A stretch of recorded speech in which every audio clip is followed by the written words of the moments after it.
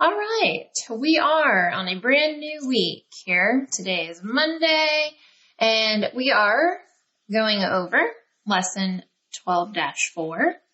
So again, we're working with decimals right now in this topic 12. And today, we're actually going to focus on adding fractions with the denominators of 10 and 100. So we're following along. I am on page 457 right now. If you don't have your textbook, go ahead and grab it because we're going over this problem right here. So we have here a word problem and it reads, the mural is divided into 100 equal parts. We know that this is kind of like those base 10 blocks that we have at school. Sometimes we call them like a flat, right? And there's 100 squares if we were to count all of them. And you guys know that in each of these rows right here, that's equal to one of those longs, right? Like this. And that one's equal to 10. And then we know that each cube is equal to just 1. So we're going to take what we know, right? And this thing we said is equal to 100. Take what we know to help us solve this problem. Marilyn's class painted 3/10 of the mural. And Cal's class painted 27/100 of the mural. How much of the mural have the two classes painted? So there's a couple keywords here. I see the keyword and, which tells me I'm going to add Cal's class and Marilyn's class. And then I also see this word right here. How much of the mural have the two classes painted? So I know that I have to add these two together. So I have 3/10 that one class painted added to 27/100 that the other class painted. So there's actually two ways that I'm going to share with you guys. The first one, I'll go through and I will represent these amounts using what I know about these base 10 blocks. So we just said that when we're talking about tenths, we know that that's equivalent to just one whole row. So I'm going to go ahead and shade that here. I have 3 of those. So that would be like 1, 2, and 3. 3 whole rows, right? 3/10. Now I'm going to shade in the 27/100, right? Because now we're breaking it into hundredths, so we know that I have to shade 27 of those.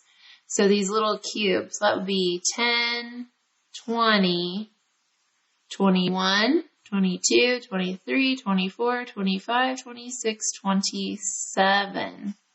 So there's my 27/100, right? And I know that I need to add those together. So this is 10, 20, 30. And then this was 27. Well, when I add 30 plus 27, I get a total of 57. And when I look at this chart, this is broken into 100 equal parts, so this would be 57/100. So that's just shading and keeping in mind what we know about these base 10 blocks. Now, there's another way that I want to show you this. 3/10 plus 27/100. So you already have one denominator that is a 100, and this one's a 10. And you guys right away in your brain should be saying, but these have to be the same. Your denominators have to be the same. They can't be different. So what we're going to do then, because we already have hundredths, we're just going to change this. Imagine putting another 0 there. See how now it matches? But what we do to the bottom, we must do to the top. So we're going to pencil in a 0 there.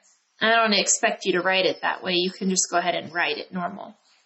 And now we have a like denominator.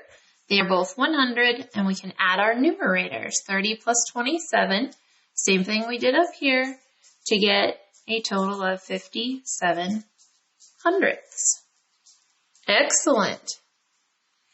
Now the next question down here reads, how much of the mural remains to be painted?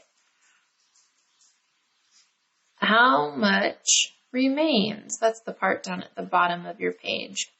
Well, I could count these squares, couldn't I?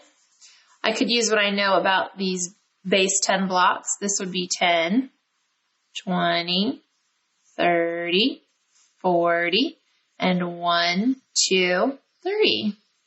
That would be 43 100ths. Excellent. Let's keep going. Let's try another one. Here we have Steve and Jana, and they've collected money for an animal shelter. Steve collected 4/10 of the goal. That's shown right here in red, because I see there's 1, 2, 3, 4, 5. That one's been split in half. 6, 7, 8, 9, and 10 equal parts, right? We can see there by the fraction 10/10. So the 4/10, that's right here in red. While Jana collected 5 100ths. So that's her part right there in blue, 5 100ths.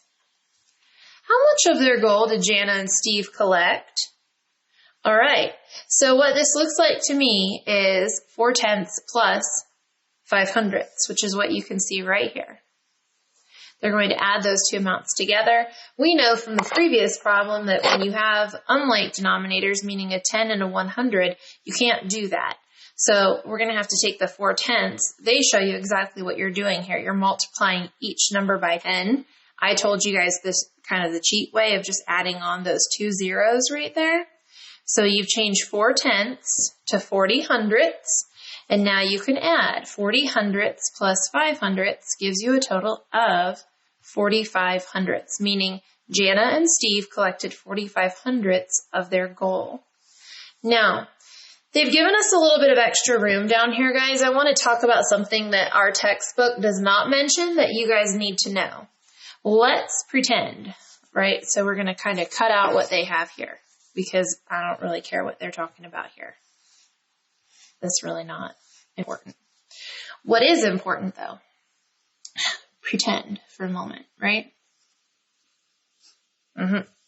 Let's say that they had 40 100ths, and that's what Steve collected, right? So we're just changing the problem. And then let's say that Jana, I think that's how you pronounce her name, collected 5/10. Okay. And they want to know how much they collected in all. So there's something that you guys need to see here. We know that that's really adding 40 100ths plus 5/10, right? And Mrs. Body just told you that they have to be like denominators, meaning they have to be the same. So we are going to make this 5/10 into 50 100ths, correct? And add those together. Again, we changed the problem, so the answer should be different, to 90 100ths. However, this is important. What we could also do is the 40 100ths added to 5/10. And in this example, what we can change, instead of making the 5/10 50 100ths, we could cross off this 0 and cross off this 0. And now these fractions are equivalent. Meaning if you look, the new denominator in both of these is 10. So this time we got rid of a 0. You can only do that if you have a 0 up top and on the bottom. That's important. Again, you can only do it if you have a 0 here and here, that you can cross off both of them. So now we can add, and that would be equivalent to 9 9/10. And you guys can see right here, 9/10 and 90 100ths are the same, right? These are equal. If you had one of those flats, right, divided into, let's see how many I've done. 1, 2, 3, 4, 5, 6, 7, 8, 9, 10. All right, so if you had those all shaded, right, 90 out of 100, imagine that would be like all of these, except for that very last little one. Again, that's 90 100ths. Isn't that the same as saying, okay, I'm going to shade 9/10. That's 1, 2, 3, 4, 5, 6, 7, 8, 9 longs, leaving out that very, very last one. So these two are equivalent.